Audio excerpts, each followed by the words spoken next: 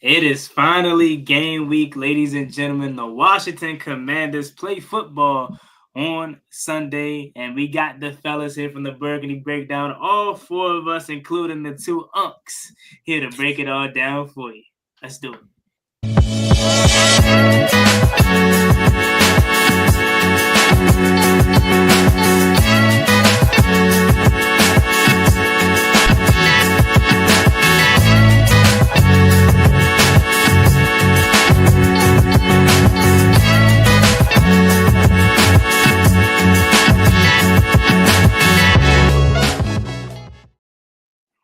My bad. I mean, big bros. My fault. I didn't mean to say unks. I realized it's not that big of an age difference to be called unk. You know what I mean? But hey, we got all four of us here. I'm surprised to see my man Reedie in his. I thought he still would have been, enjoying the anniversary.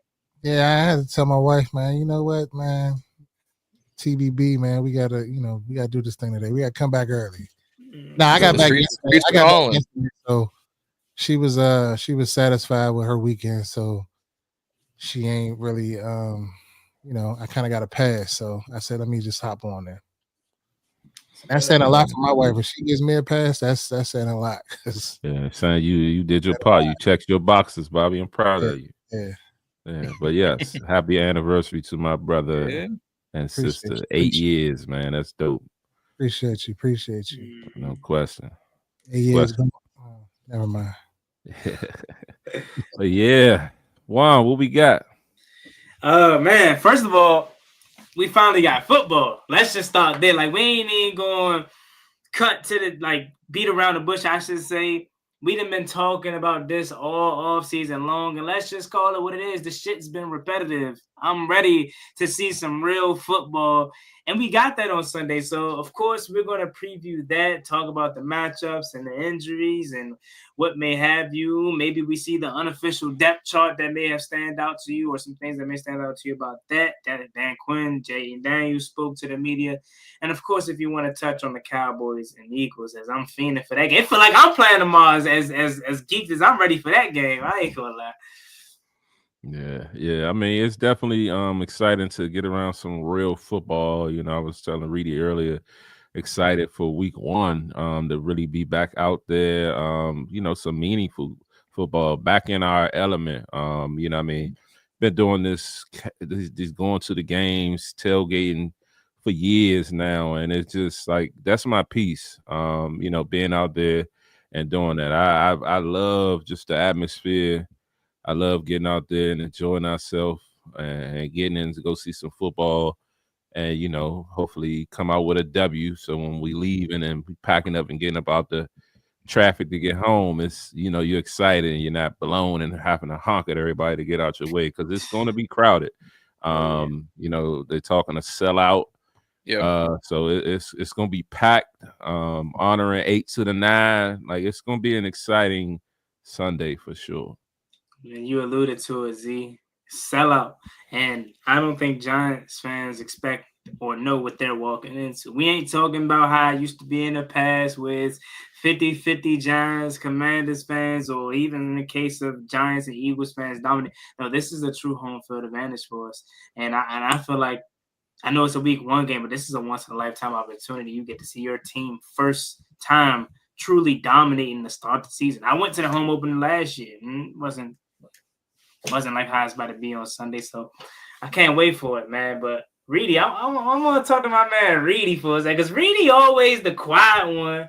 It's cool or whatever. I ain't really too impressed. You know what I'm saying? But what's up with you, Reedie? How you feeling about this game coming? Like, hype? How you hype for it? Or are you going into it with your mellow approach, man? Talk to me. Oh, I'm definitely ready for this game. But I feel like it kind of like I needed this getaway right that I just came off of. So I feel like it kind of like brung everything, because everything doesn't feel like it's going so slow. Because sometimes I could get in my head and be anxious and be like, oh man, this Sunday need to hurry up and get here. But I'm just like chilling. But I'm gonna tell you about this team. They pissed me off with this parking situation.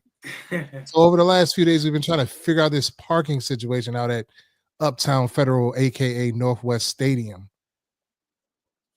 $200 and something odd for a parking pass is ridiculous. So we get on the line with our rep. Like, yeah, we need parking passes. And they're like, well, yeah, they're all sold out. 30 to 45 minutes later, some just opened up miraculously after they just been closed all up for a couple of days. They just opened back up. Now they're selling them again because they trying to drive the demand up and they want us to come and buy the package through them because they want us to see what the resale market is, which is crazy. But that just pissed me off just going into this week. But that was the only thing. But as far as the game itself, I'm looking forward to it. It's going to be a good one. And I'm ready to get into my matchups, my keys, and all of that. But I'm going to shut up. But go ahead, John. I'm just excited football's back. Like, I'm ready for tomorrow night, although I won't be able to watch the game. I'm ready for us to play, ready to come back here on whether it's Sunday night, Monday, Wednesday, Friday, and doing another TBB, another BIB. It don't matter. I'm excited that football is finally back. When you texted it was $240, $250 for a parking ticket, I said, this just shows me why I can't go to games like this. I can't afford the parking, more or less a ticket. That's why the best seat in the house is in your room. I ain't gonna lie. This is the first time it ever got like that though. So $240 like for a parking pass. And I could buy StreamYard for a year. Everybody asking what's going on and why. I mean, it alludes to one. They announced a few weeks ago that the club level sold out. Now, if you get in the club level, you get at least 2 seats, you get free parking. So that takes up a lot of parking spots there. You already had the other seats in the building filling up with season ticket holders. So there's more season ticket holders in the building, which, and of course, a lot of them, a lot of people that's got tickets are going to get parking. So that alludes to it. But then to pop out talking about 250, it's just like, look this shit like, oh, crazy. What's going on? Like, so I'm a lot of season ticket holders that may have got extras or whatnot, or that just ain't going to the game, they're spiking the price up due to the demand. And what I mean, I get it in a sense. The tickets are high, what I mean, and to try to recoup some of that bread, it will be dope. I mean, we already recouped a nice chunk of some money from selling one game, the Raiders game. What I mean? So it's resale value this year is going to be crazy, and it's nothing like it's been before. So, if you don't have parking, or if you're a game to game person, like, it's just good luck with finding parking passes and whatnot, because I don't see it really changing, because the hype is just there. And I like also another thing, more people probably want to tailgate now that they know when we're gone in 5 years that it ain't gonna, the tailgating is limited. So they know what they're doing from a business aspect, and they squeezing every pinch of bread up out of us. You know what I mean? So yeah, because normally you can wait until the week of and call your rep and be like, okay, I want to get you. You're going to pay face value because you're a season ticket holder, right? You're not going to get the inflated prices on like a StubHub or a SeatGeek or whatever. So like traditionally, parking passes may have been $75 or something like that. Maybe like 50. I seen them go up. I mean, but I seen them go up to like somewhere close to $90. But I never seen them at $240 something for a parking pass, which is just flat out outrageous. But yeah, Juan, like it's not looking good, Juan. Hey, it looked like I'm about to be getting dropped off at Largo Town Center. Walk up that hill. I don't know how I'm about to figure this out, but bro, man, that's insane. I mean, I ain't gonna say that on it. Nah, I ain't gonna gatekeep. Somebody said that wait till the day before to get lower price. I don't know if that's true, but that's what they told me. So day of. I mean, you say you right here in Clinton. I mean, we gonna be leaving out a little early. If you got time and you want to leave out early, you can pull up. You can ride with us. And then we stick around afterwards, and so I'm probably like 15 minutes from Clinton, so we can definitely figure that out. But if you want to push your luck, definitely wait till the day of. Prices definitely come down. I mean, last year, me and Reedie went to the 9th inning to get Ravens tickets and to the national the NFC championship. So You know, we pressed our luck a lot last year, so it's possible. But sometimes you strike and sometimes you don't. So it's you taking a chance. Don't recommend it if you can. Yeah, if you could just like we come from the club like with a mindset like I don't like the hassle. So it's like if it reached a striking point where what's in my budget, I'm gonna just fade it and live with it rather than chasing every penny because you're gonna end up short sometimes. End up paying more. He's better than Reedie because Reedie has a charge it mentality until it don't go the way I wanted to go. Yeah. And when it don't go the way I wanted to go, then I'm cussing and fussing and I knew we should have never came this. We came all the way up here. Hence Reedie at the NFC Championship game. I could have washed it in my face. Yeah. That basement you got, I never leave that. No, but it wasn't. I was about to say it wasn't that basement last year. Okay. I mean, it was okay, but it wasn't fully. I got the bless off for my birthday, for my wife that I can do this for my birthday. So that's why I've been working on it since then, the beginning of the year, or whatever. But yeah, man, it was like. I couldn't believe we lost like that. And if we lost, then okay, but the fashion that we lost was just the break speed off us. Yeah, man, it just was crazy. It's crazy. But yeah, those days are behind us. Like, when I look back at it in hindsight, the atmosphere was amazing. Like insane. It was a very hostile environment. Like it was amazing though. Like, even though it was hostile, it was amazing, but you can't even really like enjoy it because it's just like we never had really nothing to cheer about the whole game. It's just like a snowball effect though. So, but enough about last year. Like Dan said in the press conference, I don't want to keep talking about that. We trying to add on to what we did last year. Let's go right to it then. Let's talk about it. I was going to talk about the unofficial depth chart, but man, it's already basically Thursday. So we're going to talk about what we going to talk about on the field and all of that. So let's start with Dan Quinn's press conference. Did you guys actually get to check it out or not? Yes. I caught a few clips. Okay. Anything stood out to you about it? It's the same old. Yeah. I mean, he didn't really give many. It was a pre-practice, first game. He didn't really have much to really say. A lot of stuff that, is coming right now is just formalities and they're not really giving much. Little injury report that came out today, just a few players on the air and things of that nature. So I think as we get closer to the game, you might hear a little bit more about if, who's really going to be inactive and things of that nature. But, yeah, like I think one of the reporters tweeted, I think it was Ben Standig was like, yeah, it wasn't much to kind of, no key points from that interview. What I will say is I don't mean to look too deep into it because he was limited today, but Jonathan Jones, I don't like hammies on my cornerbacks. Coming into week 1, we didn't even play a game yet. I get you limited, so it's probably not as bad, but we done been down that road with Marshawn Lattimore. And I know a lot of people are concerned about Noah Brown and looking at him a little bit weird why he was limited. Shoot, I think that's a positive. I didn't expect him to truly be 100% ready by week 1 anyway. But him being limited is positive for me. I'm more so looking at Jonathan Jones like we need it.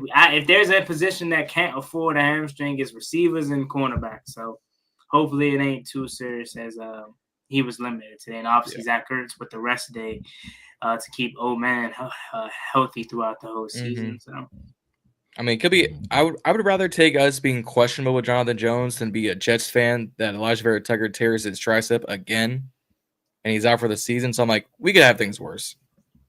John, thank you for putting that into the air. Yeah, gotta knock on wood now. But yeah. What did he say? Because I'm my bad. I'm looking at Twitter about this. He's zoned out. No, I was trying to figure. Something came across my timeline, and it was just like Juwan Jennings reached a $3 million agreement, and in my mind for a minute I had to think about it. Like, hold on, did they just sign a receiver, but he was already on the team? So I was trying to, because I was about to pose a question about the Kendrick Bourne, so I didn't catch what happened. So what happened? No, yeah, John was basically jinxing us about health. He brought up the fact that Elijah Vera Tucker tore his tricep and was saying that that he hopes that doesn't happen for us. So thank you, Jon, for putting that in there. Yeah. Slim Jim Man strikes again. Slim Jim Man. Slim Jim Man strikes Slim again. Jim Man. But Reedie, go to you. We can talk about the Kendrick Bourne. You can bring it up. Yeah, so I just was curious to hear guys' thoughts and hear what the chat had to say, about Kendrick Bourne. Reportedly, he came in yesterday for a workout. They described it as a workout, but nothing came about it. And then today I see tweets saying that he's weighing his options. He's going to sit out week 1 and weigh his options to see what's the best fit for him, either the Washington Commanders or the San Francisco 49ers. That's why when I seen the alert just come past about the 49ers, are kind of like, hold on, let me look at this real quick. Because I was like, well, if they sign somebody else, then what's the holdup? You know what I'm saying? Like if we're truly looking to sign him, and I just want to hear like thoughts on that. Like, is this a guy that we should possibly bring in? I mean, I get all of the opposing arguments and views, but I just want to hear what y'all got to say. Yeah, I'll go first. I think it's a no-brainer to sign Kendrick Bourne. Not just because I think he's a quality 6 receiver and can help you out, but they clearly aren't comfortable with anything on this roster in terms of why they didn't bring up a Ja'Cory Brooks or keep a KJ Osborne around or any of these other guys. They wanted to keep 6 receivers, but by nature they had to keep 5. And we don't typically go into seasons with 5. I mean, I know you guys remember the year where we went with 7. Was that Dontrell Inman and Isaiah Wright and all those guys? Like, that was just nasty. Antonio Gandy Golden, so teams typically keep at least 6, but we don't have a 6 that we're comfortable with truly keeping. So Kendrick Bourne gives you that ability to have somebody that serves with somebody that knows Adam Peters, that knows Deebo Samuel and Javon Kinlaw, and he had an 800-yard season a few years ago before he tore his ACL with the Patriots. So it's something there, but I mean, I don't want to get overly hyped about it, but I'm definitely all for the signing because it can't be no worse than what we already have.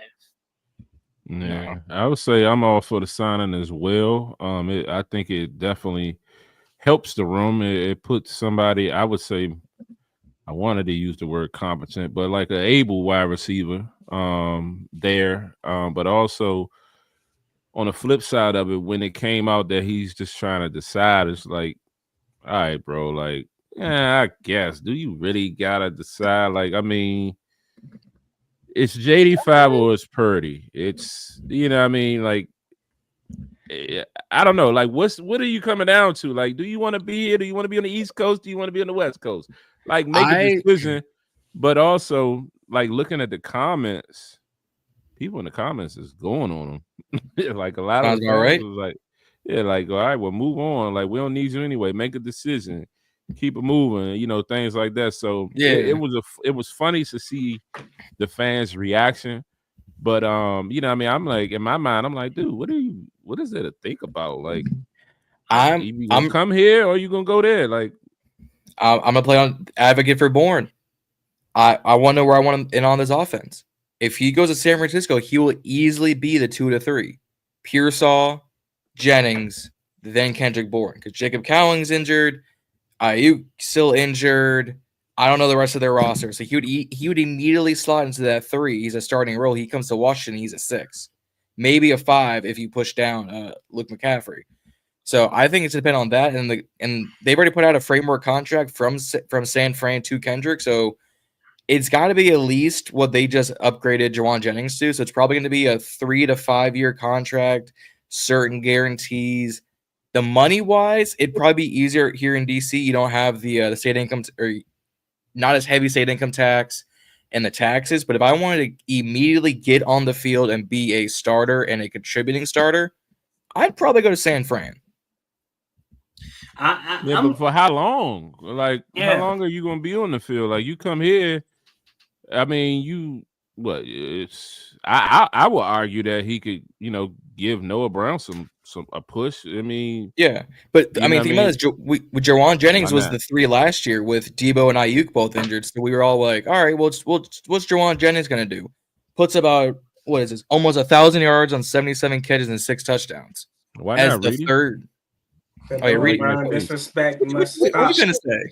Why not? What's your issue with? I keep telling y'all, I don't have no issue with Noah Brown, but again, but you just said you just told me you gonna ease up on Noah Brown. Like I did. Like, what's your issue? I did ease up on him, but also I will state that he ain't guaranteed to be on the field like that.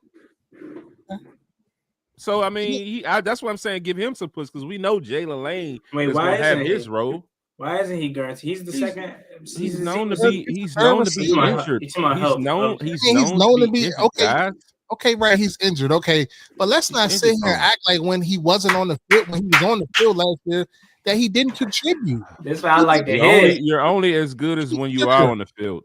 And then you made the statement. One with popcorn. Command. Was it last week that he was the number 2? Who was the number 2?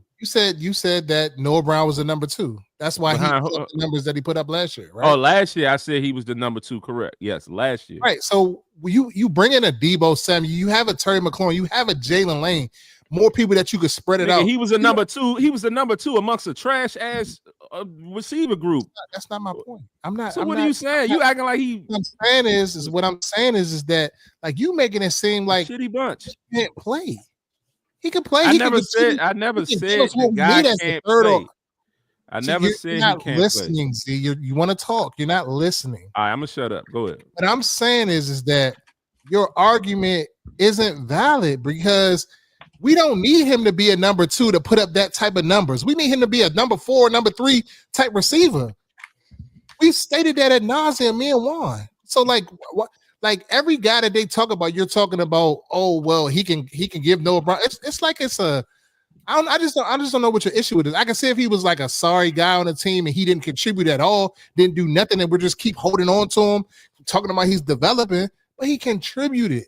It's not that I have an issue with him as his capabilities or anything like that. My thing is that y'all said that he gave us valuable reps or whatever last year. And I'm saying that, yeah, he was in the mix because we didn't really have a higher caliber receiver. Like he came in, he walked into being number 2 because we had a shitty bunch. You know what I mean? But as the season went along, as we seen, he ended up getting hurt and he kind of faded out. And the kids ended up stepping in and kind of being that number 2 role up until Diami kind of stepped up. But like what I was saying going into this year, he wasn't guaranteed to be number 3. To me, he had to prove that he could be our number 3, which I don't necessarily feel like he was out there enough to prove that. And he's been handed the number 3 due to formality or whatever. Cool.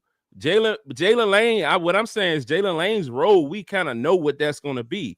So if Bourne is going to get some bump, it's going to kind of be a bump against Noah Brown. He's not going to top Debo. He's not going to top Terry. We already know he's going to walk in and be better than fucking Luke McCaffrey. So his real competition would be Noah Brown. So that's what I'm saying.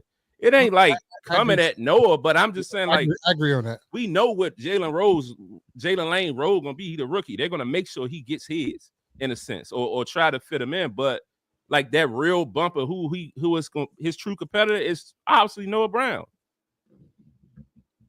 So it ain't a shot at Noah, but it's like, I'm gonna put some pressure up against you and make you prove that you could be that guy. And if he is, great.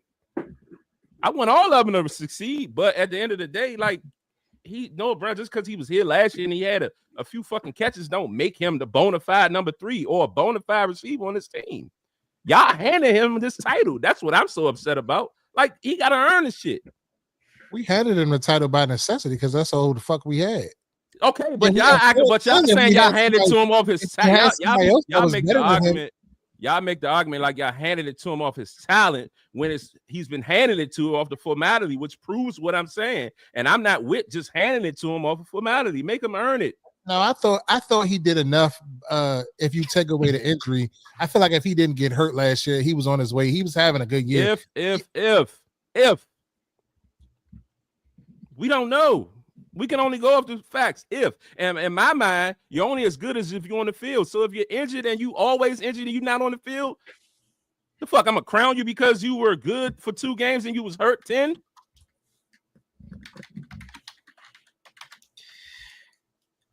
I mean, if we're talking, let's just talk Noah versus Kendrick Bourne last year, or just most recently, since we think that's the person that you feel Z can be the one that he competes with to take his spot. The last both reps, not even his whole spot, reps. The last 3 years, they're kind of the same. If we're being honest with the, I would say the upside and trajectory going towards Noah Brown, because last 3 years he's that being Kendrick Bourne, he's put up about 400 to 300 receiving yards. Noah Brown's last 3 seasons, he's put up 400 last year with Washington, and we know he missed half of the season. And I know what if he was probably on pace for 600-700. Let's just be real. If he didn't get hurt, and if you throw in the fact that he got so many pass interference calls that negated 34, 50, you know what I mean? You can also argue that Bourne had trash quarterbacks. So I mean, they're the same receiver. I'm not saying Bourne is better than Noah. Mm-hmm. I'm saying they're amongst the same caliber, so that's why they bumping with each other. In my mind, is what I'm saying. Mm-hmm. But they the same guy. I don't know if I can say that though. I feel like if there was a guy he'd bump with, it'd be Luke McCaffrey. He's walking in better than Luke. But like that's the thing. Let's just talk about it from like an on-field perspective. I know you can have different packages and you can do different things and whatnot, but across the board, that's Terry's your X, your Z is Noah Brown, and it's Debo, right? That's your first 3 receivers. Let's say we take Noah Brown out. Are you sure Kendrick Bourne's able to be a boundary guy that can work against these corners, be physical down the field, get you a 20-yard pass interference called jump body catch, and Noah's down there somewhere? Because that's the thing that I think a lot of people tend to forget about what Noah Brown provided. He's a guy that just is a tall, lengthy receiver. So he makes Jaden Daniels right. Go to that Giants game last year, the second one, even the first one. He made Jaden Daniels right on so many occasions, and it's like Bourne may be a good asset, but I could be wrong about Bourne, but I look at him more as a Debo-ish inside receiver weapon almost, and I need a bona fide receiver on the outside. That's just how I always operate. That's why I was banging the table for a Michael Gallup, because I didn't think there was another guy on this roster besides Terry and Noah Brown that could legitimately go out there and bump with let's just go ahead with Giant Bourne. I know he's a rookie, but I'm thinking of second cornerbacks. You know what I'm saying? That they may face. Or in some situations, you may find yourself going up against a Pat Surtain this year, or going up against a Quinyon Mitchell. I'm taking Noah Brown over Kendrick Bourne any day of the week when it comes to that. Kendrick Bourne's a guy you move around, you chess piece, which ultimately may work well for this offense, because look at what Cliff Kingsbury decides to do. But when it comes to bona fide receiver on the outside and who I think gives you better production and trajectory, I don't see them being the same guy. Noah Brown clears by far, because his production over the last 3 years clearly is showing that. But you just said they got the same numbers. The last 3 years, they're similar numbers, but I don't know his case last year with Kendrick Bourne, but in terms of Noah Brown, let me go to it right quick. In terms of Noah Brown, he averaged 12 yards per catch last year. Before 35 receptions, 453 receiving yards, and obviously his touchdown being a Hail Mary. Prior to that with the Texans, I look at yards per catch more than anything, because 17 yards per reception, that just goes to show you how valuable down the field they view this guy.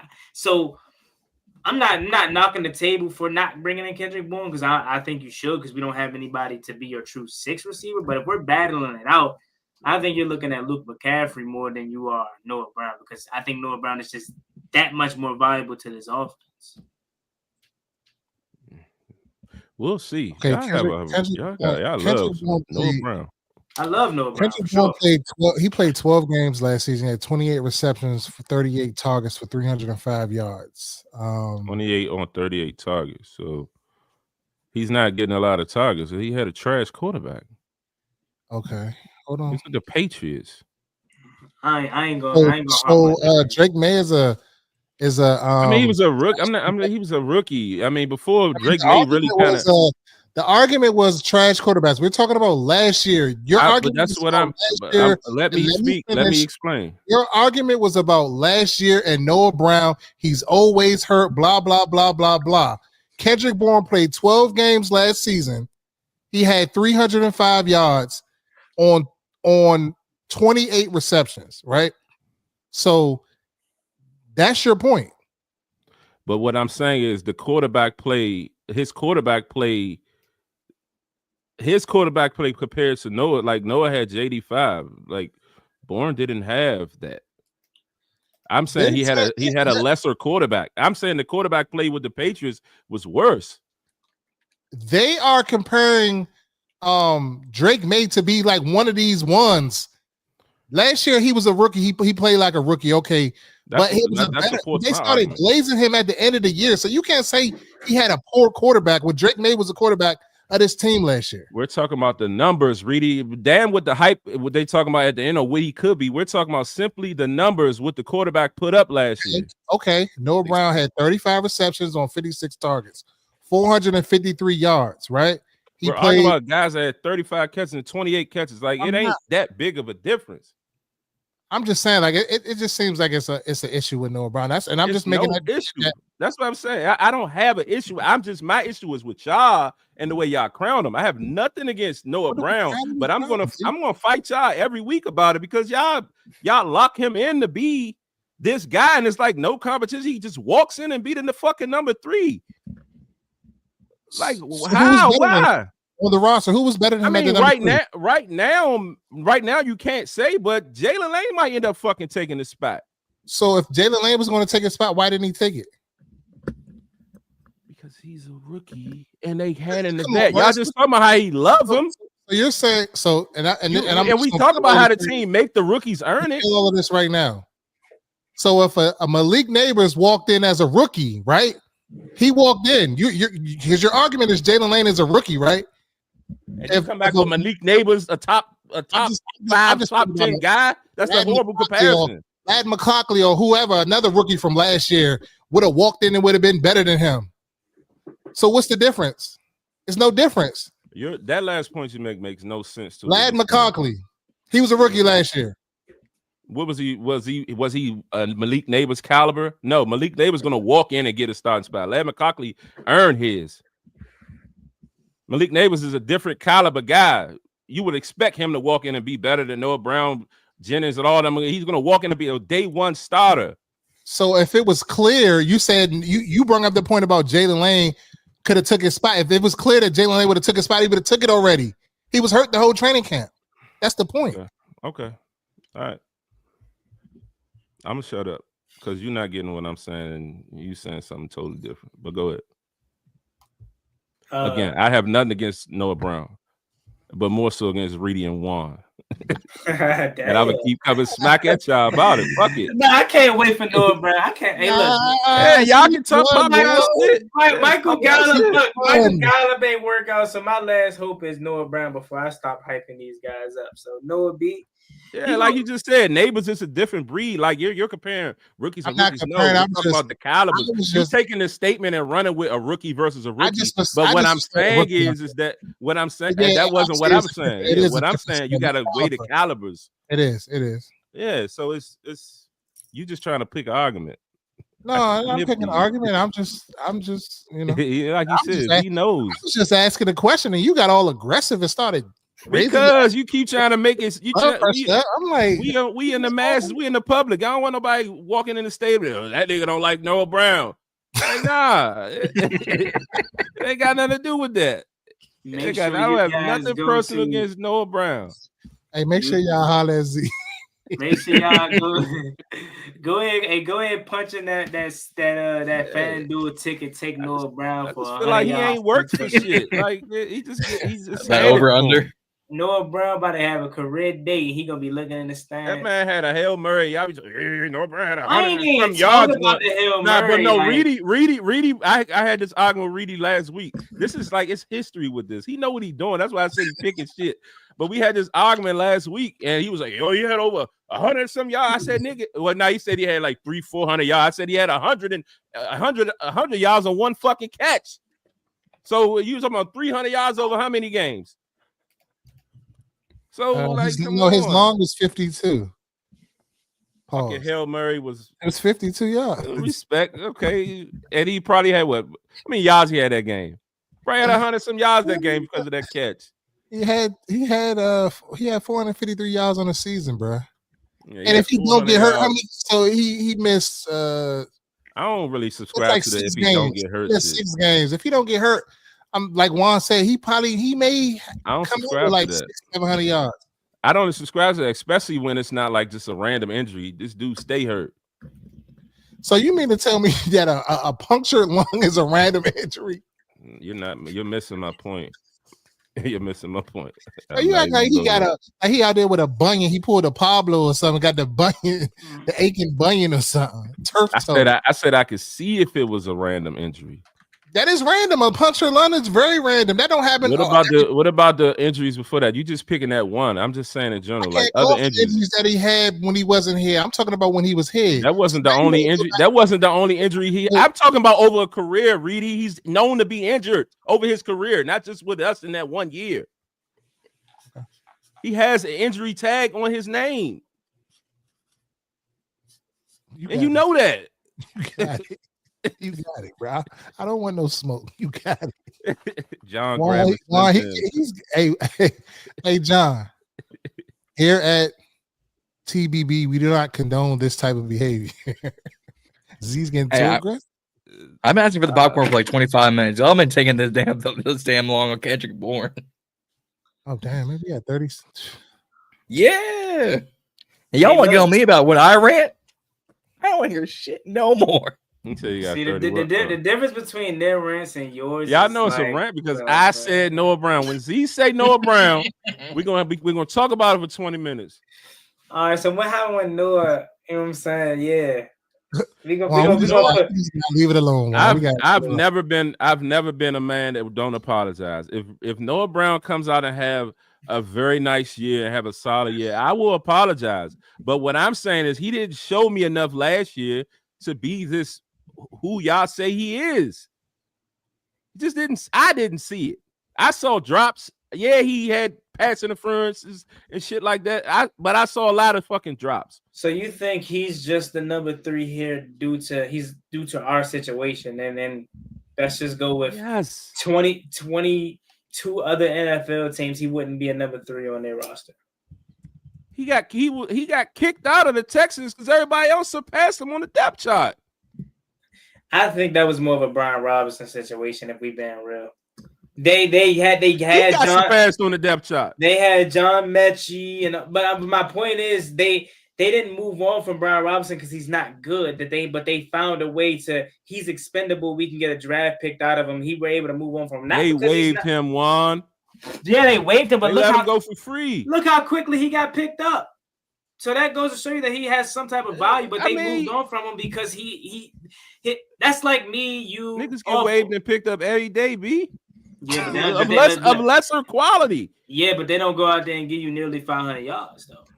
That's fine. Mind you. You see the stretch nearly 500 yards. Come on, you ain't 450 yards. You ain't gonna get my man extra 47 not nearly yards. 5. He had 35 catches, not nearly 40 or 50. You ain't gonna get my man that. You ain't gonna get my man extra 47 yards. Y'all are rounding up. You see how y'all check Instagram, X, where y'all see how they be saving this guy? That's all I'm saying. Man, you always supposed to have this same energy for everybody else. You always supposed to round up your numbers. Hey, now do y'all see when if it ain't a guy that Z like, you don't have it ain't that I don't like him. Let it have been Gibby.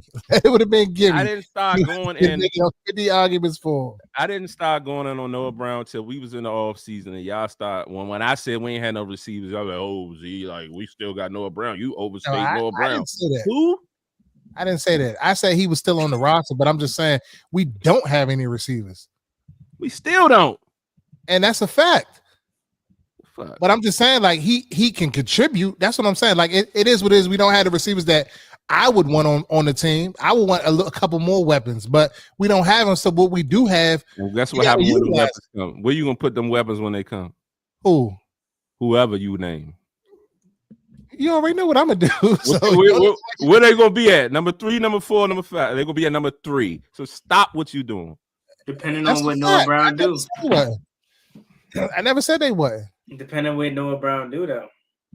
He go out there. If he would have went out and, like I said, and when it got a Keenan Allen, Noah Brown would have been pushed down the damn depth chart. Well, but I'm just saying, like, I don't think Keenan but Allen. I'm just saying, what I'm just saying, you see the smirk? Juan got real quiet and like Juan would have took Keenan Allen over some fucking. He would have allowed him to be on the roster, but he would not have crowned him. He would have been on the roster. I ain't gonna go that far. He would have been on the third. I'm a realistic person at the end of the day. We got Keenan Allen. You damn right, Noah Brown, Amari Cooper. They says you going for 30. Amari Cooper's not better than Noah Brown. No, you're pushing it. That's why I gotta disagree with you at one right there. Noah Brown is better than. Not at this point, no. You can't. You had Josh Effin Allen as your quarterback. And you only gave me 297. But 297 last year. He's better than Noah Brown just off his resume. I mean, that's like me banking off of Michael Gallup, and we seen what that happened in the big 2025. I banked off him ready because to crown him over Noah Brown at one point. I definitely was because of his resume, but I had to realize we're talking about year 10 for Amari Cooper. The last 2 years, he gave you 297 with Josh Allen. The benefit of doubt you could have gave him the year before that was, he's in Cleveland. He gave you 250, and I'm sure maybe he missed some games and whatnot. But that's crazy. I'm giving Noah Brown at the point of his career. Now, resume, obviously, he's a damn dog. He's probably back with the Raiders, so maybe that gives him some type of spark. But no, he's done. He's finished. This is his last year. He's gonna retire after this. Like, no. Now, give me Noah Brown. I don't think we misinterpreting Noah's role because I never said he was going to be a 1,000-yard receiver. If Noah Brown goes out and gives us 500 to 600 yards, I'm happy with that. Exactly. 4 or 5 touchdowns, I'm happy with that. That's a great season. That's what I need. That's what I'm asking. That can be fine. And then when the next guy come in, don't act like he can't give Noah Brown some bump because he only got 500, 600 yards. Y'all act like 500, 600 yards is a bona fide 3 is all I'm saying. So so in the hierarchy I can't quantify. Quantification of talent. I can't quantify, but I'm going to say I'm going to go off talent. Yeah, talent and the eye test. Yes. I got you. Well, shit. 42 minutes of Kendrick Bourne. That was episode in its own right. Nah, for real. Yeah, remember that timestamp, John. 42:25. Noah Brown. We're gonna title it. He ain't gotta remember the timestamp, Z. He can post the whole show. Damn. But we're done. Y'all finished? Yeah, y'all feel good about yourselves? What's your even point? Even this out. It's 2 against 1 right now. My even point is we need to move the fuck on because we got football to talk about this coming Sunday, and y'all talking about Kendrick Bourne versus Noah Brown. All right, go ahead. Move along. Y'all talking about Unk versus Unk in the NFL. What are we doing now? Yeah. I like how you try to slide that in, John. Pause. I don't care. We gotta move. I move on, John. We got football to talk about. Let's get into this. Sunday, 1 o'clock at Northwest AM, the home opener, the sellout. We don't got a whole lot of injuries. You got we talked about earlier. What's your point? This was a gift. Thank you very much. No, it just caught me off. God, I'm like, damn, Slim. No, go ahead. It just caught me off. God, I'm sorry. I ain't going. I'm trying to do the good thing. Move us on. You awesome, John. What the fuck are you wearing? Nah, I'm just like, damn, bro. Don't you gotta get you a double cheese, John? I don't know how they operate. So I'm saying, nah, go ahead. I'm done. I'm sure. I've been out in California in like 20 years. It's been a minute. But no, we finally have a sellout home opener in the past few years into a game that most fans should and are feeling confident about. Giants defense, cool, but they got pieces. Giants offense, I look at them, I go, where's the threat outside Malik Neighbors? Mm-hmm. Mr. Unlimited? Scatterable? Scatterable was like the third running back on that roster. I don't expect him to take a snap but special teams. Man, I don't know if you guys been talking to Giants fans or been on social media, but they're really buying it. And it's week 1 hype, of course. They'll be doing mock drafts by week 4. They'll be calling up John to be their expert by week 5. But they are really selling themselves on this Russell Wilson train. Like, they're talking about Russell Wilson beating us last year, and I'm like, did y'all watch that game? Like, he had that one play with Mike Williams. You know what I mean? If it's not for Zach Ertz not getting that extra yard, that game is over. I don't even blame that Zach versus game. Reedie. I don't even blame Zach. I blame them not measuring the shit.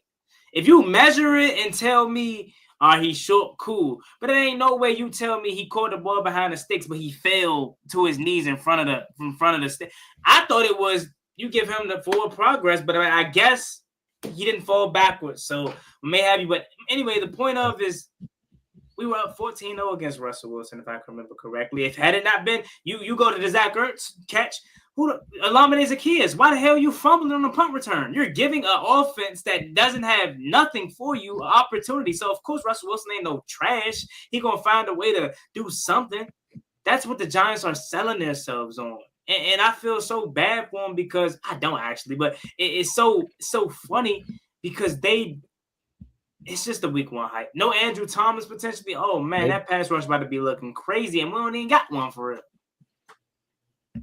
Von Miller finna eat. I'm looking at Jacob Martin like, hey, they cut Cleveland Furrow for you. This your game. Yeah. Ken Law in the middle. This is the third straight year we have Russell Wilson to start at least playing us. 2022. I think also week 2 against Denver.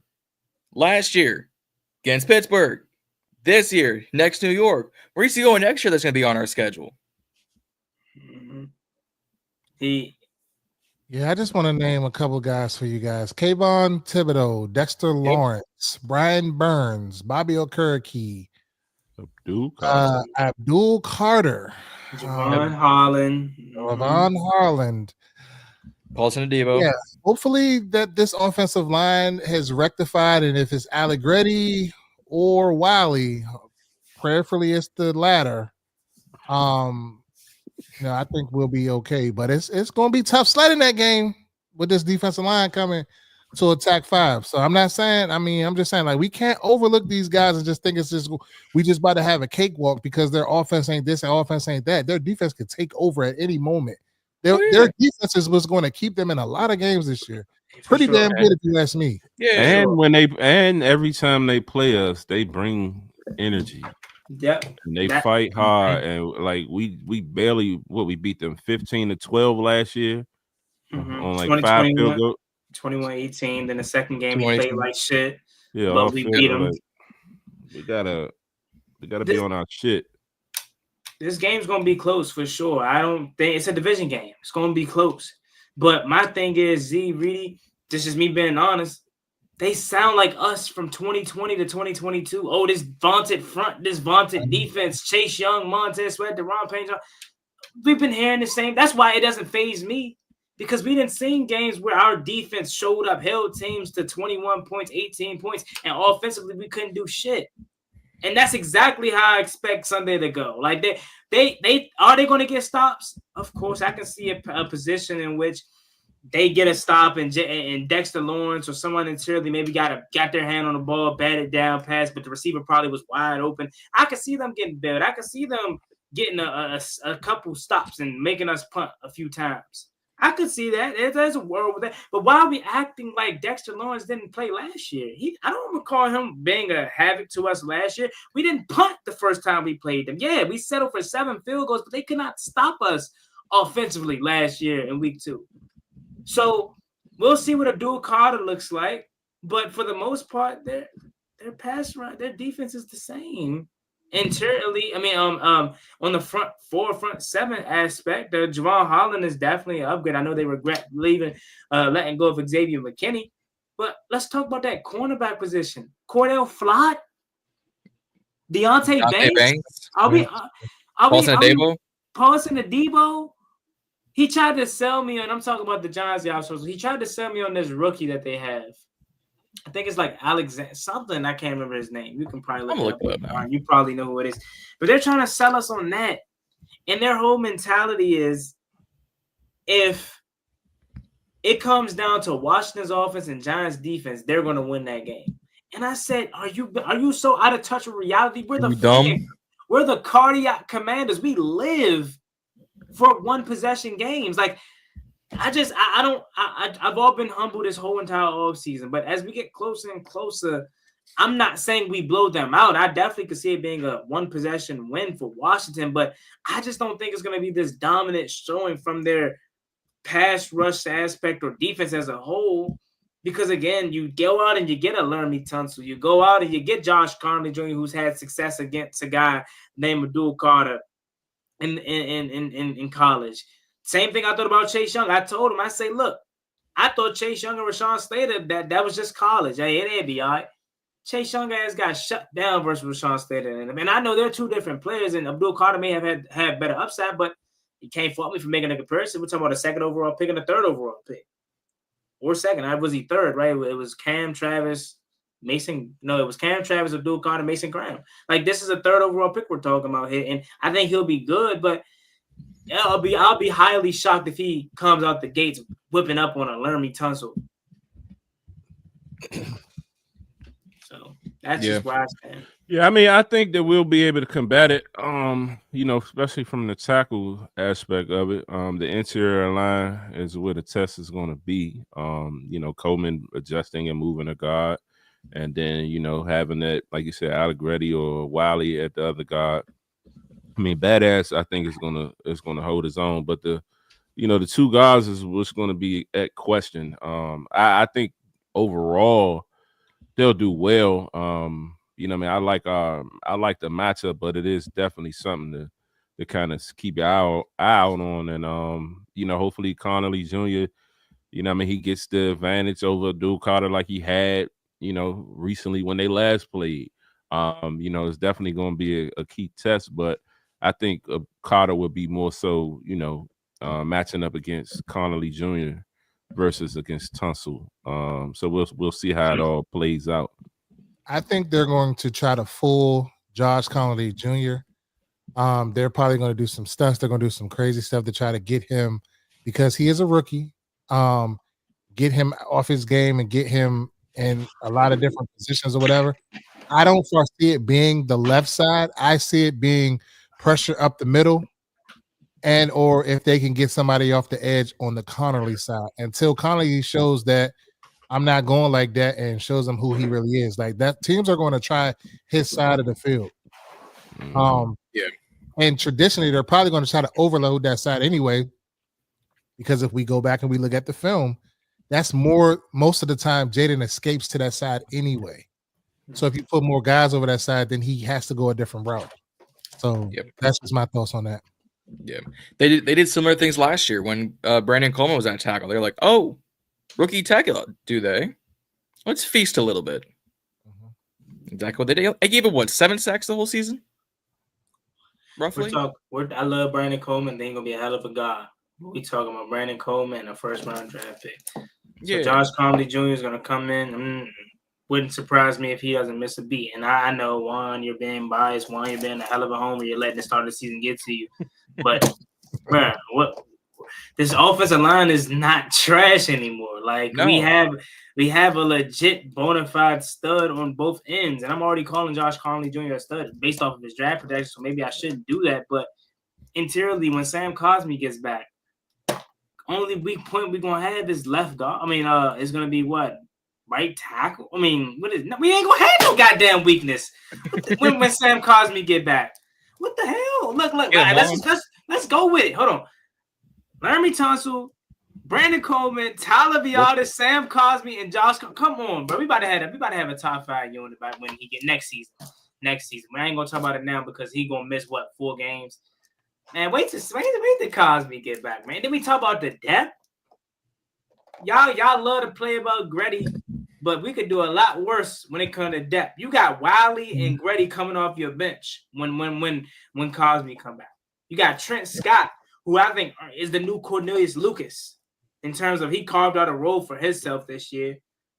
So, I think that's gonna be Fant.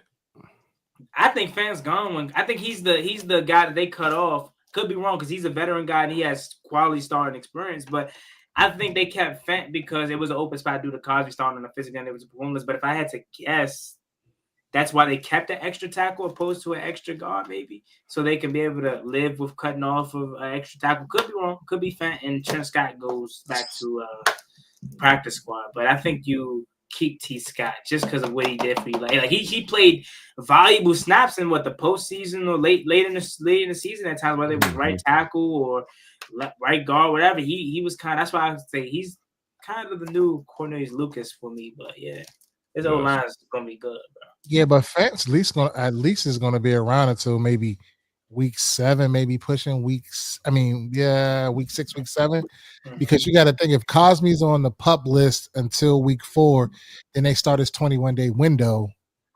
You don't know how long that's going to go. You know what I'm saying? And then there might be some rust or whatever trying to get into game shape and things of that nature. So he may stick around. I don't necessarily believe I agree with you on that he's going to be the one that's going to be pushed off the roster. But we'll see. That's to be, to be determined. But back to your point about Josh Conley Jr., like he's a rookie, they're going to try him. Like if I mean, I'm not even saying he's a weakness because I do think he's going to hold his own. I do think he's going to be a stud. But we have to see it. And I think that if I'm a defensive coordinator and I'm trying to attack anybody, that's who I'm going to attack, and I'm going to attack those B gaps and those A gaps. And even when Cosme comes back, we got to test him to see if he's back to his old form. You know what I'm saying? He's coming. He's injured, so why not attack him? Yeah, John. What about you? Do you have any key matchups, offensively, defensively, that you're looking at? Let me just go ahead and say my bold prediction right quick. Yeah, let me just go ahead and throw this out there. Deebo Samuel's your starting kick returner. Yeah, I was taken back by that, but go ahead, Juan. Yeah, I didn't expect that, but hey, all I'm saying is don't be surprised if we break one. We did it last year, but then they called it back. They called it back. I just throw that out there. Just keep that in your mind. Deebo is your kick returner. Yeah. I don't hate it though. I don't hate Deebo as our kick returner. It keeps Jalen Lane fresh. As backwards as that is, as dumb as that sounds. If you need Jalen on a few go routes in one drive, he's got the juice for it now. Deebo is obviously a little bit older, but it's the same reason why we have Eckler on that thing. He still has the juice, but you keep the younger guys fresher for the long drives, for the 15, the 16, the 18. Like De'Ami Brown was never a punter kick returner, but we needed him on the go routes. He got the go routes. I think they're keeping Jalen Lane a small secret the way Gruden did for Terry. So I don't hate Deebo as a kick returner. I don't think I've seen him do that in the past few years. So something new. Try it out. If you hate it, you've got other options. If you love it, it works. Keep doing it. I think it's stupid for the simple fact of, and I didn't really think about this until earlier today when Z brought it up. I think it's stupid to have Deebo back there because if we sit here and we're going to argue last year that Eckler was injured on kick return and all of this and that in the third or whatever, why would you put one of your valuable assets, if not your third best offensive player, why would you put him and subject him to that when you could have a Jalen Lane there? You can have obviously Luke McCaffrey's there, so I mean Juan's guy, he's there. There's somebody else they could pick, McNichols, anybody. We just need to get it out to the 25 to 30. Oh, you know they ass ain't putting McNichols back there no more. He's banned for making Reedie drive all the way up there and you gonna fumble the goddamn ball. You banned. Austin Eckler banned. Eckler fumbled the ball too, so you can't just put it on McNichols. Yeah, he fumbled the ball too, but you fumbled the ball on a kick return. Come on, like at both times it was bad because it was momentum shifting. Yeah, De'Ami fumbled the ball too, so. No, yeah. Look, I feel you. You're banned. Austin Eckler banned because you can't stay healthy, but you get concussions every time you want a kick return. So, to your point, Reed, I felt that way for years. I'm not gonna lie to you. For years, I didn't want my best players back there on kick returns. But like as of late, I kind of subscribe to the man. It's football, bro. Like they can get hurt doing anything, right? It can happen. So. Once I kind of got over that block, I kind of referred back to my old young school days where I used to put Deshaun Jackson at punt return on Madden just cause. Like I'm like, bro, why not? Like, do it. You know, and hopefully he doesn't be like Deshaun Jackson and run back in circles and get the crowd hyped versus Dallas and got me all amped up like you about to really do something just to fumble it. But hopefully he ain't on that. And as long as you bring it out to the 25, 30, do so. But I will say I am surprised that he is your starter because, like to your point, he is valuable to his offense. But even still, does he have a really, really good history as being a opponent? I know he had some good kick returns. Don't get me wrong, but like, is he lethal? Like, is that something that they're just putting back there because they need an extra spot? I think it's more so that he's just a weapon. You know what I mean? He can make people miss. He's great in open space, things of that nature. I mean, I see the, you know, the reason why they would put him back there, but I don't agree with him being back there. And I don't think he walks out there back there for real. I think it's going to be somebody else. I think that's just, I was telling Reedie earlier, you know what I mean? Every now and then when they drop these unofficial injury reports or depth charts or whatnot, they're just going to give us something to talk about. You know what I mean? Like, I don't see that making any sense. But I mean, I was listening to the radio yesterday and they kind of mentioned like these days with the new rules with the kick return and they trying to, you know, push for more returns, that a lot of teams are putting weapons back there to be able to, you know what I mean, break some. So it could be that, it couldn't, but I still, at the end of the day, I feel like there's somebody else on the roster that can get back there and not your second best wide receiver. Mm-hmm. Yeah, good point. Reedie, I want to go to Reedie's point. He's been burning up to talk about his key matchups, so I'm excited to. So my key matchup is going to be Malik Neighbors versus Marshawn Lattimore, Trey Amos, and Mikey Samuelson, where I feel like they're going to line him up all over, and this receiving core. You know, Darius Slayton, and others.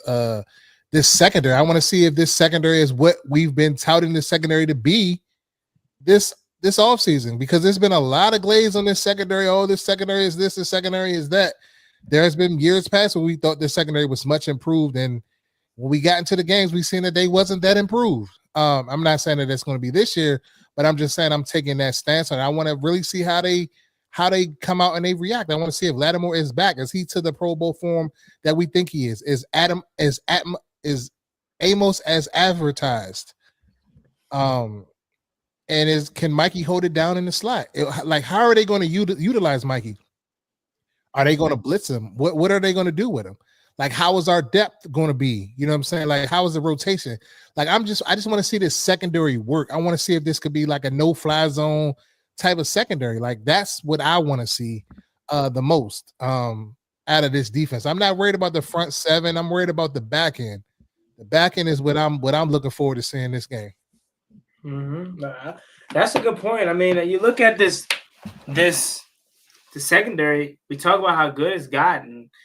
I think it did a complete 180. You go from Michael Davis, who Malik Neighbors had his way against last year in the first matchup. You go from Benjamin St-Juste and Emmanuel Force to a complete new revamped secondary. And we know we're going to get Reedie's question answered early and often, because Joe Witt told us straight to our face last year, he relies on his personnel. Key word, or should I say what he actually means by that, is he's running man coverage. So you're going to get a lot of Neighbors and Sean, and I really want to see Neighbors and Trey Amos. I think Trey Amos is a better matchup for him at this point of Marshawn's career. Not that he's trash or anything like that, but you know, Sean loves to be physical and whatnot, but it's like sometimes they catch up with him. Trey, straight out of the SEC. He's already bumped with LSU and know how they receivers are. Like, he can get physical with Neighbors at the line of scrimmage. And let's just call it what it is, though. I don't care who you have. Unless you Patrick Surtain, and even to that extent, Neighbors is Neighbors. He going to get his. Book him for 100 yards or 120. I can't even be mad at it. Like, he's already inside the top 10 for me, like, receiver-wise. Like, he's going to be probably top 5 by the end of this season. That's how I look at Malik Neighbors. So, you can judge this secondary, see how they fare against him and whatnot, but I'm almost expecting him to still get his, because at the end of the day, he is a dog. But that's a good point, though. I rock with that. Sure. Yeah, I don't see. I was telling Reedie earlier, I don't see Lattimore like following or anything like that. I feel like with the versatility with this cornerback room, that guys should stay put. You know what I mean, and also like what you said, Juan. Man-to-man coverage. If Sean and Amos can hold their sides like the defense is pretty much designed to be, we can get creative and put more pressure on the quarterback. Because if we put pressure on Rush, he's gonna fold. And I don't really have him getting out of there and running like he used to be. So I mean, we got to be able to contain and do our part there. But I expect the defense to be aggressive and flying all over the field. Hopefully so. But my other key matchups is just kind of see what we're gonna do in the backfield. They started out with Bill being RB4, like who is really going to get the load? Is it going to be kind of a split type thing? Is Eckler still going to be his third?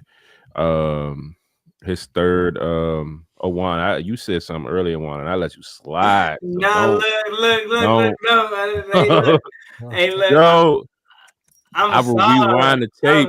Sorry, I bro. will rewind the tape. What did he say, Zee? What did he say? You said something about putting the measurement out there, see how long. Something you said. Nah. See, look. Now you trying to clean it up. No, I ain't trying to clean it up. What I'm saying is, see, I move with my mind. I say pause before I even say, because you ain't say pause when you said it. Are you talking about when I talk about Noah Brown and how he's a lengthy receiver? That's what you talking about. Nah, it wasn't Noah. It was more recent. It was more recent. He said something about a measurement. I don't remember. He said something about. He said, "We'll find it on the tape." But he reaching chat. They trying to find a way. I'm telling you, I chuckled. I ain't look, Z. I wasn't even gonna say nothing, but I peeped over to my man Reedie. Hey, I had my head down like, oh, it do be Reedie. Reedie catches the fastest. Me and Reedie being safe. No. I ain't gonna hold you. Hey, hold on, but Reedie came back and just said something about I ain't worried about the front end, I'm worried about the back end, and I ain't say nothing to him. What? Hey, no, you gotta take some accountability for that. You gotta hold him accountable for that. That's crazy. You said that. I'm not too worried about the front end. I'm worried about this back end. Right. They've been getting all the hype. I'm like, what? I ain't even catch that. See, you gotta be on it. Yeah, I don't even remember. That's crazy work if I said that, man. Go ahead. But when all I heard was loads, I started thinking about the last week's show and hit on See, the difference between us PTSD. See, the difference between us, Z, we may say something new by accident. This is your third load, bro. Like, go ahead. Where HTTR Pros at? He's the one that's gonna bring it up. You already said thank you. Yeah, see, there you go. Come on, man. Go ahead. Find a new word. But who's gonna be leading this running back room? What I'll say. My man. It's my man. Where's your man? Hold on 1 second. Oh my God. Go get that act. He got act. Yeah. I got him, but I ain't gonna that's doing too much. Yeah, that's what I'm talking about. I mean, reality though, y'all, like, it's a committee. Like, it would be surprised to me. It wouldn't be surprised to me if we go out there week one, first formation, and Chris Rodriguez is out there. Like, we don't have a legit number one running back. Jameer Gibbs, Dirk Henry, Josh Jacobs, Bijan Rob. We don't have one of those guys, so everybody's going to chip in. And that's why I didn't really understand why people was making a big fuss about, Bill's number 4. So what? Like, he's going to see the field. And you think they really move. And the other thing that pissed me off, I don't know who started this train or started this report. John, don't reach. Hey, John, you better not get in this. I was making sure you better not get in this. You better not get in this, John. Look. I also want to say pause on that. But nah. I don't know who started that report of Bill could be inactive on game. What? You think they moved off? Because I don't know. It's just been a random. Yeah, I heard. I saw that out there earlier, and then also Scott Abraham did the interview with Bill in the locker room and asked him, it's 4 running backs on this team. Do you guys know who's going to play? And Bill's like, nah, we don't know yet. We'll find out when they let us know. But they move on from Brian Robinson to inactive Bill. That makes no sense. That makes no sense. So whoever started that, man, come on. But anyways, just to wrap up, like this running back, we don't have a legit dog, so everybody gonna have to chip in. So what are you looking for? Like, what are your key matchups, John? We talked a little bit about the secondary, the defensive backfield. Mm-hmm. We talked about the running back position. Juan talked about Deebo Samuel as a kick returner. So what are your thoughts, John? I'm gonna go with the position that we've all been overlooking through all these talks. I'm talking about the safeties. I need to see the safety room pop out and show out, because if they end up doing absolute garbage, if I don't see no forced fumbles, no tackles, no nothing, if Will Harris decides to drop nothing, if Paul Martin does nothing, if Kyler Owens does nothing, that's your man. Hey Z, you man see. Pause. I need to see him pop out and show me. I don't. Hey, bro. I'm going to lyric. I know what demon time y'all are on. I'm out here calling Kendrick Lamar. Pop out and show me. I couldn't finish lyric because for obvious reasons. So, you know.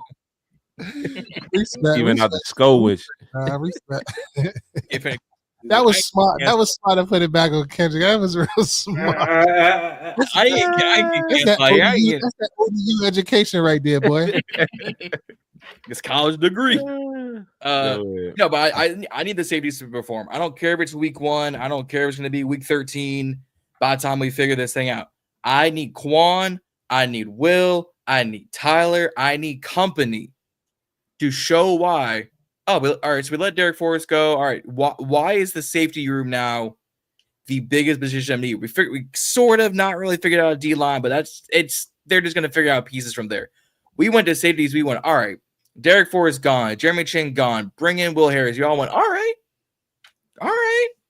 Let's see what he's about. And now we overlooking them. I need to see the safeties do something. Okay. I think the safeties are going to ball this season. I mean, I hope. I haven't heard Derek Forrest's name in a minute. And you really brought him up like he was something. That 2022 fluke run he had. Derek Forrest was to the defense what Gibson was to the offense. Fan hype and showed out a little bit. Kick him, mute him. Mute him. Z love a Defoe. Mute him. Z loves a. Let me go. My bad. Pause. Let me pause. Man, that was a fluke though. That's crazy. Yo, John, you got time off for that one. I ain't gonna lie. You just compared. Was that the Gibby? You compared Gibby to Derek Forrest. Watch out. That's bad. That's bad comps. Anyways, this safety room is definitely gonna be improved. I mean, I'm right with you though, John. Like Joe Witt has talked all off season. Grant Paulson said it. Fritz Snoop said it. Everybody said it. Yeah, like they said, this dude looks absolutely like a beast. And in the preseason game versus the Bengals, he showed it with that open field tackle. I say it time and time again. I don't think there's a better open field tackle on this team. Quan showed me a lot last year. He just wasn't real disciplined with his eyes. Like Quan knows where the ball is going. He just the team on me. That's all Z. I'm burnt. I got locked in. I ain't even catching it. Juan showed me a lot last year. He wasn't disciplined with his eyes. Like, just keep talking, Reedie. Just keep talking. I don't know, bro. Choice of words. It's definitely a reach. Talking, but that's why I ain't say nothing. I mean, it's teetering, but just keep talking. Yeah, but you trying to get transference, trying to get the little joke off. I got my joke off already with the back end joke, so we even. Yeah, respect. But like if we go back to the Tampa Bay playoff game, right there, when Marshawn is playing outside leverage and it's obviously the slant, Quan is sitting right inside. If he just jumps that's a pick 6 from the end zone.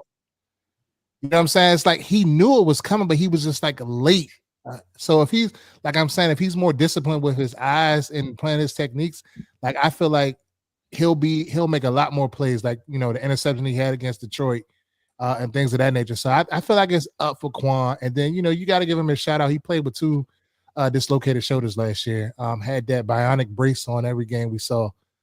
So yeah, it is definitely going to be up for Quan. But I do think Will Harris is going to be a good addition because he can cover.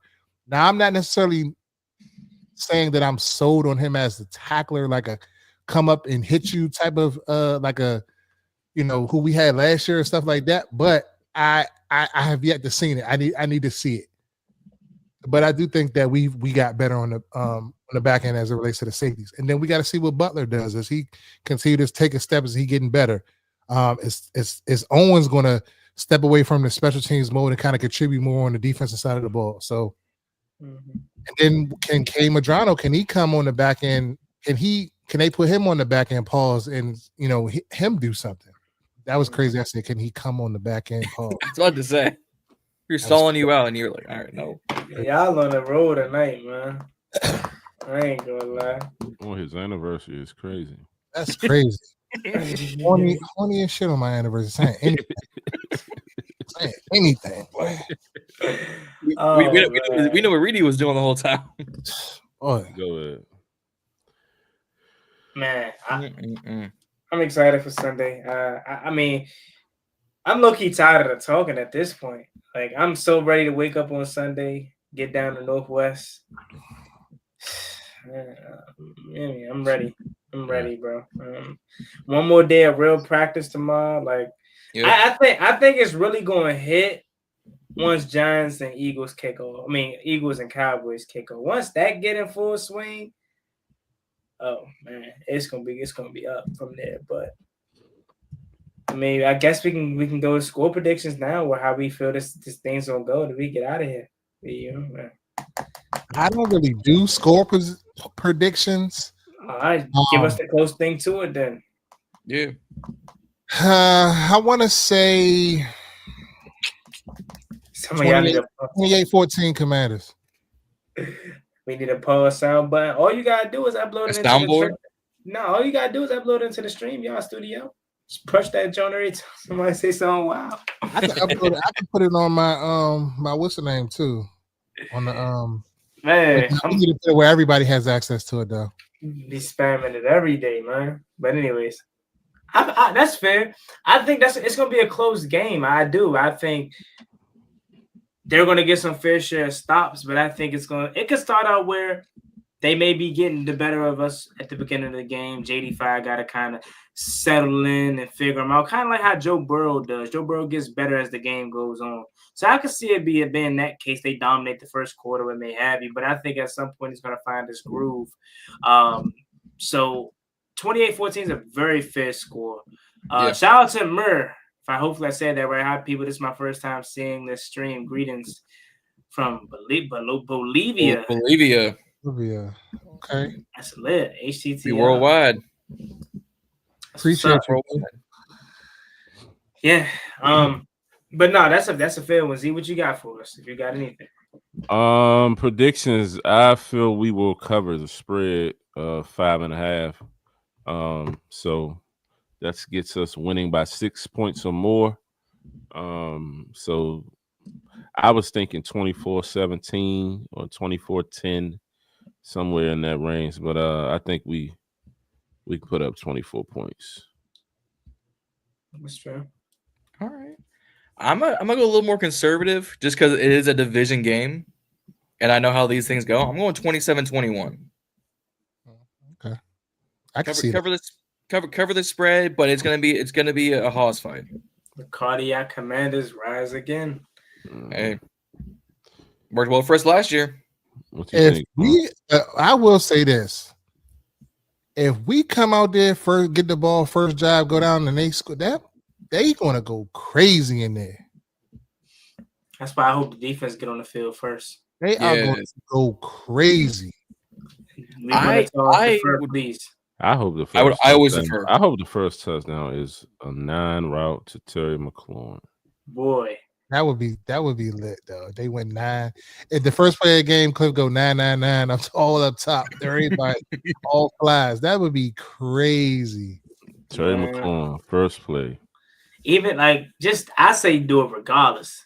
Whether Yeah, it works like or it's not. like Just you take it. gotta Just man, boy, play action straight a 9 or 7. Terry McLaurin, I'm ready for it. 1-on-1 matchup. John, John, you would miss this one.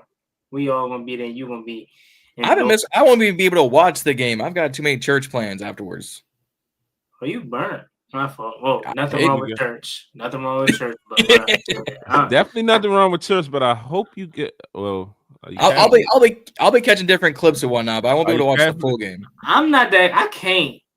I'm about to say, is it strict? Is it are you Catholic? Because if so, then I know it's kind of strict. Used to be Catholic, now more what are we technically Christian?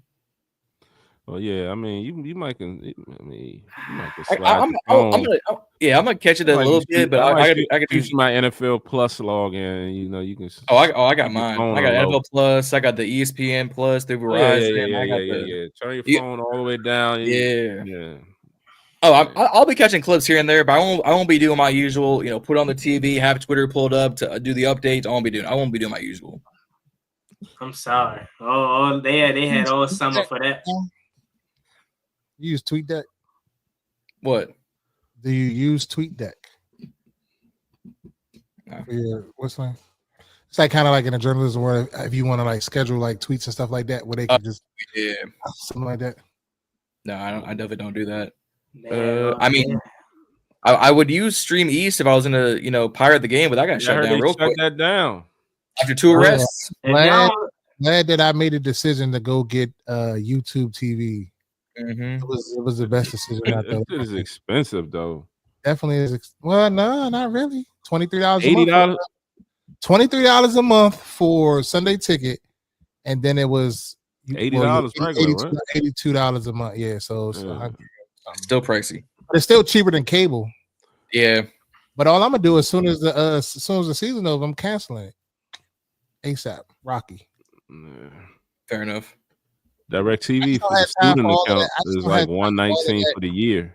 I don't have time for all of that buffering. I hate the game when they get the buffering on them apps. Yeah, that's what I'm. That's what I'm. That John be buffering too, though. YouTube TV be buffering too.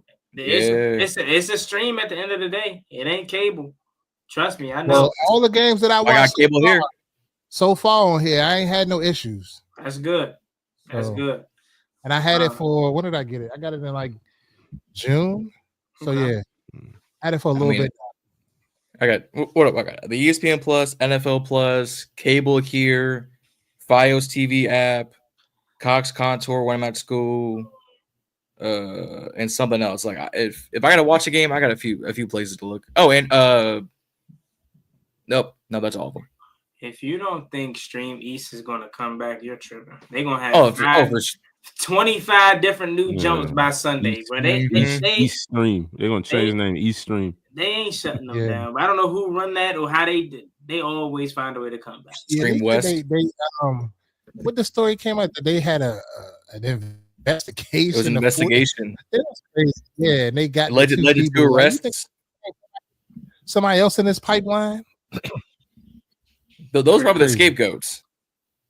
But Juan, what time you getting out there to the field Sunday? You plan on getting out there because Reedie is going to be in town quite early. I'm geeking. And I don't really like the tailgate aspect of it all like that, but I'm gonna be out there. I'm geeking too, Reedie. You know, Reedie gonna have like 5 outfits. So Reedie, I got a tailgate outfit, and I gotta change my clothes. I ain't got going in there smelling like grill and all. Nah.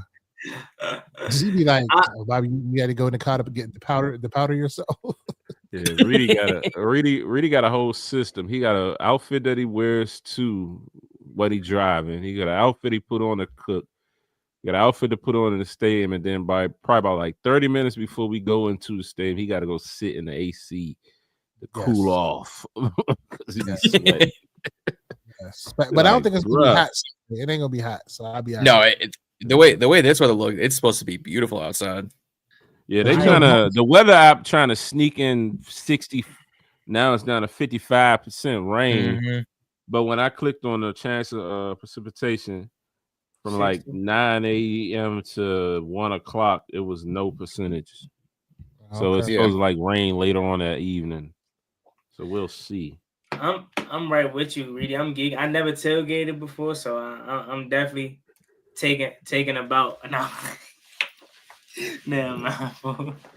Never mind. I ain't about to say that, but Talking about taking a bite. Hey, Herb, why I gotta be a wild boy, Herb? Like, what I do, Herb? Like, come on, Herb. Why I gotta be a wild Get him, boy? Herb. Get him. What I do, Herb? Because you got 4 outfits. That's probably why he said it. Nah. Cause man, you see Z. Let me tell y'all about Z.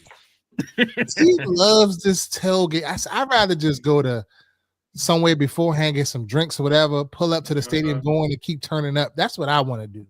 Z want to be out there walking around, and he walking all slow. Why you seeing how he is? He walk like he a fucking bouncer and shit some damn way in a club somewhere. Just keep walking around, want to cook. Then you get all hot and shit. He ain't cooking for real. He doing some other shit. I'm sweating and shit. That hot ass choco and all that other shit.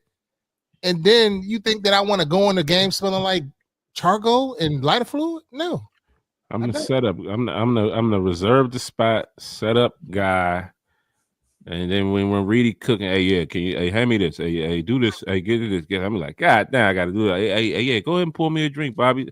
Then I gotta mix and mingle and keep everybody cool. I gotta control the music. I gotta do all these other things. He show up, he cook, he go sit down, and then he's done. Then when he in the car cooling off, everything else then broke down. He pop back. Oh yeah, anything left? My favorite. Anything left? I'm the galvanizer. I go around and I make sure everybody good. I'm the entertainer. Yeah, he like how my wife is at our parties and stuff. Keep walking around, making sure everybody cup filled and all of that, making sure everybody good. You know what I'm saying? That's Z. Mm-hmm. that right there is just a good host. That's just a good host. I'm with you, Reedie. Said go call up Lord Caesar, get 6 boxes of pizza brushes. Y'all get some. Hey. So if anybody knows Reedie, Herb, that my Instagram name is Fly Guy Reedie. So I'm gonna come with it regardless. It's just been who I've been my whole life. You know what I'm saying? So it is what it is. Yeah. It's a fashion show. Reedie gonna put that shit on. He gonna put some. I ain't got nothing new for this year though. I'm rocking all old shit. He might be rocking some old shit on sale, but he got some shit he ain't with tags. Yeah, I think a t-shirt or something. I'm probably wearing a t-shirt. I ain't wearing no jersey though. Cool. Yeah. I'm wearing this jersey y'all see right now. The 2-1. Yeah, that's the best one. I started to go put my pre-order in for the Super Bowl era jerseys. I'm torn because I don't know. I know I gotta have a Sean Taylor, and I know I gotta have a JD5, but I feel like I don't know which one I want first. I would do the JD5 and the Super Bowl era ones, and then see if Mitchell and Ness are selling any replicas, and they get a Sean T if they do the Mitchell and Ness replicas. I caught mine already. I already have the Mitchell and Ness Sean T replica. Oh, okay. But it's not that specific like colorway of the Super Bowl era one. It's the one that they already have out. I don't like that one. I feel like the sleeves are too big on that, but that's just me. I got you. Give me that Frozone white. That Frozone Super Bowl. It's on the way, baby. That jump is fire. I love JD5, but Frozone, I need that first. I ain't gonna hold y'all. Like I thought about copping the Marshawn Lattimore the 2, but then I was like, damn, this Z gonna be like, cop a Marshawn. I don't even know if he's gonna be here next year. Like that's why I went with the safest bet. Got me a Scarance Terrence. Scary Terry. I need to go ahead and put my order in. I haven't done it yet. Yeah, I don't have no Terry jerseys. I got 5, 21. Now Terry. Yeah, me too. I wanted to stitch. That's burgundy. Why I didn't put my order in because I'm like, well, these are the little iron-on jerseys. They didn't have the stitch. I definitely want the stitch jersey, so I might double back. But I'm gonna give me a bill at some point too. Stitch gonna be the one that's like 300. I thought it's one in between 300 and the other one. 129 one. Yeah, it's like a 180, 200. They had the Yeah. 129s on there. You see that? Yeah, it was only 129s on there, but they normally had like a 180 or 200 in the team store. We'll see. Might get a burgundy bill this year. You know, Bill. I'm gonna get a bill. I Right, don't like the that 22. I think the 32 is better than 22. Yeah, I agree. Thank you. 22 is too Emmitt Smith. You know, ball. Mm. 22. It would. 22 is weird. It would have been insane if he took 8. Yeah, he should have just got number 8 though. But Mariota geeked out. I'm sure Mariota geeked out. No, yeah, B Rob got like number crazy 3 number out there now. He got 3. He got 3, or he changed it. When I checked the roster, he had like 20 something. Shit was up. Yeah, it's probably what they gave him to start, but no, he's been rocking 3 at practice. Oh, okay, all right. That's fire on him too. Like that number fits him. Number 8. He wore 4 in college though, right? I think so. Yeah, I think he wore 4 in college. Sounds about right. But what I'll say is 32 should have been. He should have stayed with 32. 22, Evan Royster is who I'm used to seeing in that jersey. What y'all know about that right there? Evan Royster. Evan Royster. That's a deep cut. Man, but back to the original point, man. I might get out there at 10:30. I'm geeking like you, Reedie. I want to be out there at 9:30, but I'm not going with myself, so I'm bringing somebody. So it's like I know they probably ain't as pressed as me. So that's when they got to be on board. I tell all my people, yeah, I'm riding with you. If you riding with me, I'm leaving my house. I got to be at the gate when they open the gate at 9. I'm leaving my house probably 8:15. If you want to ride with me, be here early. If you're not here, I'm leaving. And you can meet me at the stadium. I'm not missing my chance to get that spot. Up that. Yeah, and what am I sitting in the house for? It's football. Like, give me. I can go sit in that parking lot by myself until everybody else pull up. And I'm also hearing that they got some new gadgets in the parking lot to kind of deter the crossing over and all of that stuff. They got some little high-tech gadgets now. So we'll see. We're definitely gonna make a shake though.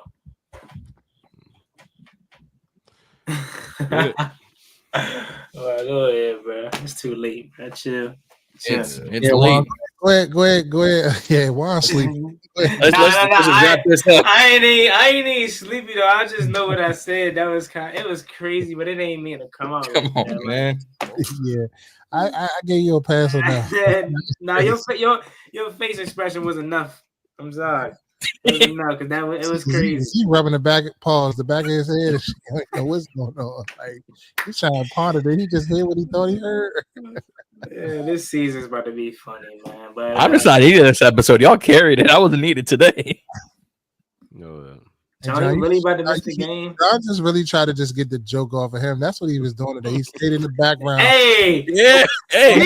Speaking of that, hold on, Reedie. Look, Reedie always said that about Jon, but did y'all people in the group say he did that the other day when y'all was getting on him about was it Donovan Edwards? Y'all was getting on him like, yeah, nah, something, because he kept trying to say he was trash or whatever. And y'all was getting on him like, nah, stand on your word, blah, blah, blah. Mm-hmm. He randomly texts, Michael Parsons, 47 mil. I said, this guy, you can't take the heat, man. What? This guy. Can't take the heat. I welcome the heat. I live in the heat. When he started, your boy from Florida. Originally, when he started talking about this Michael, I'm like, in my mind, I'm like, fuck cares? Like, fuck him. Like, he ain't coming to us. Like, Jon, we don't keep needing an update. We seen that shit. But then I was like, you know what? I'm gonna let him live. I also sent it to like the wrong group text. I was like, it's too late to unsend this text. I'm just gonna let it. It was fine. It was fine, but it just was like, I be getting mad at certain shit like that. Like, fuck that. Like, I don't care. Yeah. Jerry Jones would never have traded us Michael Parsons. Yeah. But I think him going to the Packers opens the door for him coming to us later on at some point, because we don't have Jerry in a way hating. Mm-hmm. So we can get a deal done with the Packers if need be. And I'd rather just go get the next up and coming, draft him. Yeah. Dub said he got his already. Damn. I did. Somebody said that they was in. I don't know if they're the legit ones, but somebody said they was in the sporting goods. Yeah. Hey, where? At Dick's Sporting Goods. Which? You didn't hear him say sporting good? No, I didn't hear the first part of it. He skipped. He didn't say nothing. He just said sporting goods. He taking no chances tonight. Hey, look, I ain't the smartest in the box, but I ain't the dumbest neither. You know what I'm saying? Yeah, they saying it's the Vapor. It's the Vapor Max jersey. Oh, bro, what's the? I look at, bro. It's a jersey, bro. I don't care if it's $50, $100 real. Who gonna tell me mine's fake if it's fake? I don't care. Nah, I ain't talking about. I just don't like the iron on. I like the stick. Yeah. So what I got on is this stitched or? No, the name on the back is the name. Kill. I think so. Shit, I don't give a fuck. You don't no thread, then it's iron on. Oh no! I think I feel some thread. Pause. I don't know. It's a jersey, man. Mm-hmm. End of the day, I wear this Jones Sunday. It's cool. They gonna be lit. Yes, sir. You wearing the scarves out there, Juan, or the Sean Taylor? Now I'm wearing the Sean Taylor. I feel like everybody gonna wear the 5. No less. I gotta find my white 5. I don't know what my we wearing white. We wearing white jerseys Sunday, so I got with my white jersey. I wish I had a white one, but I don't. I got a match. See, I could wear the black, but it don't go together. See, I got a match head to toe. So this the closest thing I got. So hey, it's gonna be lit. Fair enough. But John, take us out. You ain't do nothing this episode, so do something. No, I'm playing. I'm playing. Chill. Yeah. So all right, fellas. End of the show. Great show. Yapped more an hour of Kendrick Bourne. An hour of Kendrick Bourne. Great show. Excited for the game on Sunday. We all be out there. Unfortunately, John won't be there and kind of ruined the perfect attendance, but it is what it is. That being said, he's Reedie. I'm Zee. I'm Jon. And I'm Juan. Catch y'all next time. Peace.